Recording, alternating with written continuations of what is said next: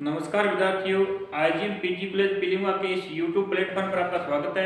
जैसा कि आपको पता है बीसी सेकेंड ईयर जूलॉजी की हमने ये बुक स्टार्ट कर रखी है, मैगजीन फिजियोलॉजी एंड इम्यूनोलॉजी। तो इस बुक के अंदर जो फर्स्ट यूनिट है डाइजेशन फिजियोलॉजी में अपने एलिमेंट्री कनाल को की शुरुआत कर रखी है। तो एलिमेंट्री कनाल में पीछे वाले जो लेक्चर हैं तो आपने नहीं देखे हैं, तो पहले आप उनका अवलोकन करिए, तो जैसे आगे वाली वीडियो ही आपके समझ में आ जाएंगी। तो पीछे वाले लेक्चर में जैसे एलिमेंट्री कनाल के पार्ट्स के हमने बक्कल कैविटी के बाद में फर्नेक्सी ओसोफेक्स के बारे में पढ़ा था। और उससे पहले वाले लेक्चर के अंदर हमने जो सैलिवरी ग्लैंड है यानी बक्कल कैविटी के अंदर है, और इसके बाद में एलिमेंट्री क्लास से समझी जो मुख्य बातें हैं वो पीछे वाली वीडियो हमने बता रखी है। तो इसके बाद में आज का हमारा टॉपिक रहेगा डाइजेशन इन स्टोमच यानी आमाशय में पाचन। तो डाइजेशन इन स्टोमच आमाशय में पाचन आज का हमारा टॉपिक रहेगा आमाशय में। तो जैसे कि आपको पता है एलिमेंट्री कनाल में अलग अलग भागों में अलग अलग जो जितने भी कार्बोहाइड्रेट प्रोटीन है वसा है जितने भी खाद्य पदार्थ है उनका पाचन होता है। तो उनके बारे में हमने विस्तार से हम पढ़ रहे हैं, तो पीछे वाली वीडियो आप ध्यान से देखना तो आपके समझ में आ जाएगी। तो आपको पता है आमाशय में पाचन की बात करें, आमाशय में पाचन की बात करें तो आमाशय में आपको पता है लगभग जैसे आमाशय की संरचना इस प्रकार से होती है, इस प्रकार से आमाशय से भोजन गशिका से आता है।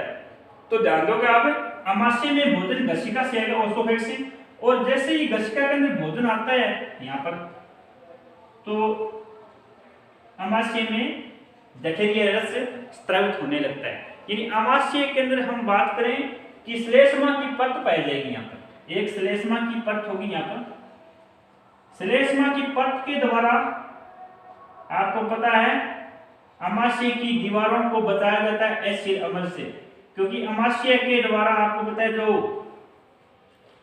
पैराइटल सेल्स होती है उसके द्वारा एसिड अम्ल का स्राव होता है यानी HCl अम्ल। और HCl इतना इसकी अम्लता होती है यानी 1 से 1.5 तक लगभग इसका pH मान होता है। तो देख लो कितना अम्लीय है, यानी HCl होगा और उस एसिड अम्ल से बचाएगी दीवारों को कौन सी श्लेष्मा ग्रंथियों के द्वारा स्रावित श्लेष्म म्यूकस पदार्थ, ठीक है ना। तो अब इस श्लेष्मा ग्रंथियों की में जो जठर ग्रंथियां मिलेगी आपको, यानी जैसे कि आपको पता है कि स्टोमच के अंदर जो श्लेष्मा ग्रंथियां होती है उनमें लगभग 3.5 करोड़ यानी 3.50 लाख के लगभग यानी 3 करोड़ 50 लाख के लगभग जठर ग्रंथियां मिलेंगी। यानी इसमें स्टोमच के अंदर 3.50 करोड़ के लगभग जठर ग्रंथियां मिलेंगी आपको, इतनी संख्या होती है जठर ग्रंथियों की। यानी गैस्ट्रिक ग्लैंड की बात करें अपने गैस्ट्रिक ग्लैंड की संख्या इतनी होती है जठर ग्रंथियों की। अब इन जठर ग्रंथियों की पोजीशन स्टोमच में अलग अलग जगह से होती है। जैसे हम देखते हैं कि ये भोजन यहाँ से प्रवेश करता है तो इस वाले पार्ट में यहाँ पर जो जठर ग्रंथियां मिलेंगी उन ग्रंथियों को बोलते हैं अपने कार्डियक ग्लैंड्स या कार्डियक ग्रंथियां। इसके बाद में इसके नीचे वाले पार्ट में आपको पता है फंडी ग्रंथियां होंगी, और फंडी ग्रंथियां में मुख्य रूप से दो प्रकार की कोशिकाएं होती है, एक तो चिप सेल होती है यानी मुख्य कोशिकाएं और दूसरी पैराइटल होती है। इसके बाद में तीसरी जो ग्रंथि होती है पाइलोरिक होती है। पाइलोरिक ग्रंथि की पोजीशन यहाँ पर होती है। तो इससे आपको पता ही है जो हार्मोन या स्रावित होता है वो श्लेष्मक पदार्थ होता है। यानी अब हम एक बार से इनकी एक डायग्राम के माध्यम से इनको पढ़ेंगे। जैसे पाचक ग्रंथियों के द्वारा जो स्रावित या आमाशय के भाग स्टोमच पार्ट ऑफ स्टोमच, तो पार्ट ऑफ स्टोमच की बात करें तो आमाशय के मुख्य रूप से स्टोमच के मुख्य रूप से यानी ग्रंथियों के आधार पर स्टोमच में ग्रंथियों के आधार पर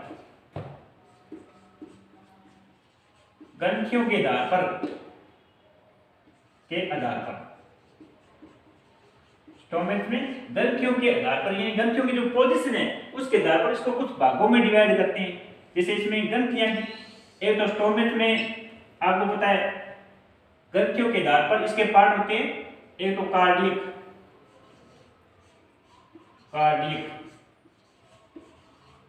ग्रंथियां,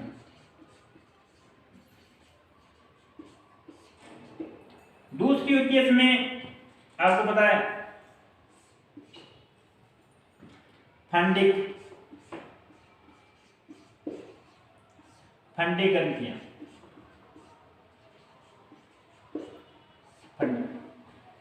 फिर इसके बाद में जो इसकी तीसरी ग्रंथि है पाइलोरिक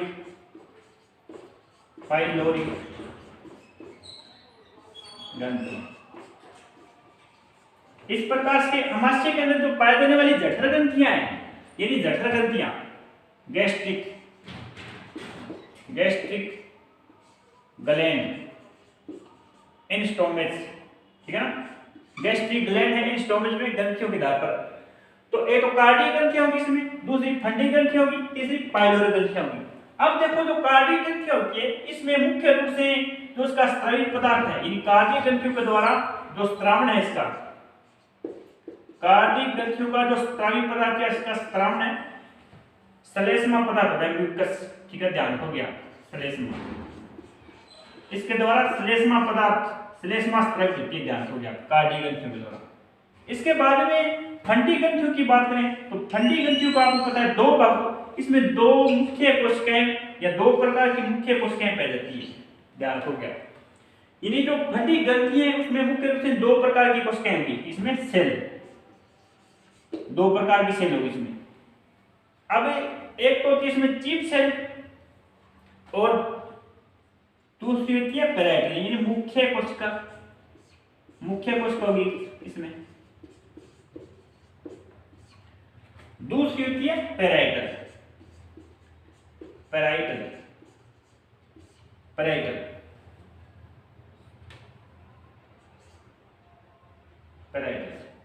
तो दूसरी पैराइटल है।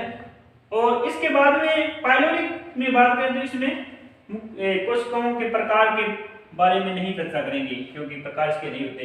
अब देखो आप फंडी ग्रंथियों में मुख्य रूप से दो सेल्स होते हैं, मुख्य कोशिका और पैराइटल कोशिका। अब मुख्य कोशिका के द्वारा जो हार्मोन स्रावित होते हैं, ध्यान रखोगे आप, एक तो रेनिन, दूसरा पेप्सिन और तीसरा जठरीय लाइपेज, गैस्ट्रिक लाइपेज,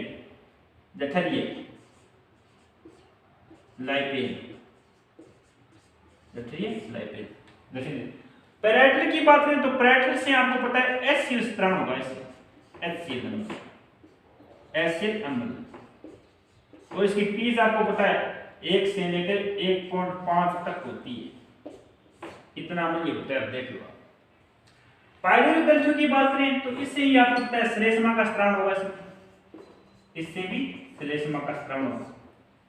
तो इस प्रकार से हमने देखा कि जो गैस्ट्रिक ग्लैंड है, गैस्ट्रिक ग्लैंड की पोजीशन देखी हमने कि स्टोमेच में कहां पर होती है। फिर हमने जो गैस्ट्रिक ग्लैंड के प्रकार पढ़े हमने, यानी गैस्ट्रिक जठर ग्रंथियों के प्रकार कितने, तो एक तो कार्डियक ग्रंथि होती है, एक फंडी ग्रंथि होती है, दूसरी पाइलोरिक ग्रंथि होती है। फिर कार्डियक ग्रंथियों के हमने जो स्रावी पदार्थ है इनसे श्लेष्मा का स्त्राव हुआ कार्डियक ग्रंथियों से, ध्यान रखो गया।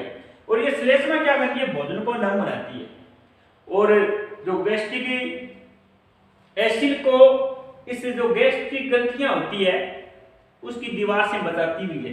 फिर हमने मुख्य कोशिकाओं के फंडी ग्रंथियों के दो कोशिका होती है, जिसमें दो प्रकार की कोशिका होती है, तो मुख्य कोशिका एक पैराइटल। तो मुख्य कोशिका में रेनिन, पेप्सिन और जठरीय लाइपेज हार्मोन का स्त्राव होगा, ठीक है ना, ध्यान हो गया। फिर हमने पैराइटल की बात, जो पैराइटल सेल्स होती है, ये पैराइटल सेल्स होती है, ध्यान रखोगे आप, ठीक है, क्योंकि ये सेल्स है कोशिका, ठीक है। तो इससे एसिड अम्ल का स्त्राव होगा, फिर पाइलोरिक से भी श्लेष्मा का स्त्राव होगा। अब हम क्या करेंगे, इनको जैसे रेनिन का, पेप्सिन का और जठरीय लाइपेज की कार्यविधि का, जैसे अपने जो नेक्स्ट वीडियो है उसकी कार्यविधि का अपने विस्तार से अध्ययन करेंगे। तो जो पीछे वाले वीडियो आप उनको ध्यान से पढ़ो तो ये आपके जो लेक्चर है ये समझ में आ जाएगा। तो आज हमने डाइजेशन इन स्टोमेच यानी अमाशय के अंदर जो पाचन से संबंधित जो उसके भाग है इसके बारे में अध्ययन किया। और नेक्स्ट वीडियो में हमें जैसे नेक्स्ट क्लास होगी उसमें हम इन हार्मोनों के जो क्रिया विधि है या हार्मोन के कार्य क्या है, ये किस प्रकार से कार्य करते हैं, तो इनके बारे में पढ़ेंगे। तो जैसे कि आपको पता ही है वैसे रेनिन, पेप्सिन है, जैसे लाइपेज है, यानी ये रेनिन और पेप्सिन एसिड अम्ल के द्वारा ही सक्रिय होंगे। इनकी चर्चा हमने आगे वाली वीडियो में करेंगे, इसके द्वारा सक्रिय होंगे फिर ये कार्य करेंगे। जैसे रेनिन का कार्य आपको पता ही है, दूध में जो कैसीन होती है उस पर कार्य करता है। पेप्सिन है, ये पेप्सिन प्रोटीन पर कार्य करेगा, ठीक है ना। अब पेप्सिन प्रोटीन पर कार्य करेगा, पहले ये पेप्सिन है, ये एक्रियाशील होता है, इसको प्रोरेनिन के रूप में मिलेगा ये, फिर जब एसिड मिलेगा तो ये सक्रिय पेप्सिन में बदल जाएगा या प्रोरेनिन सक्रिय में बदल जाएगा। इन से संबंधित जो नेक्स्ट वीडियो में अपनी चर्चा विस्तार से करेंगे। जैसे लाइपेज आपको पता ही है हमारे में मिलेगा ये, वैसे मुख्य रूप से हमारे इंटेस्टाइन में जैसे लाइपेज होता है, इनकी चर्चा हम विस्तार से नेक्स्ट वीडियो में करेंगे। तब तक के लिए धन्यवाद, जय हिंद।